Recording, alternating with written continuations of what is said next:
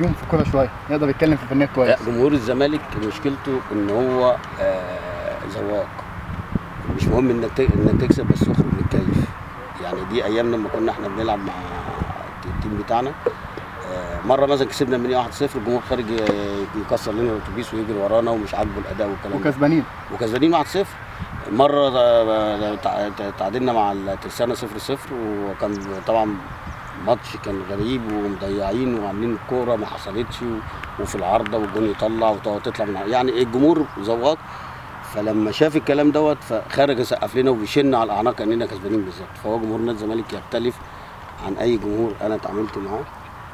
جمهور ذواق، جمهور بيحب الكوره قوي، بيحب الفن قوي، بيحب المتعه، وزي ما بتقولوا بقى الفن والهندسه دي مش غريبه عليهم.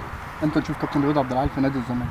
ان شاء الله ان شاء الله ان شاء الله، مع قدوم المستشار المرتضى منصور. عايزين واحد قوي كده يمسك نادي الزمالك تاني، لان اللي بيحصل لا، لازم واحد شخصيه قويه. ده قرار. شكرا لك يا كابتن رضا.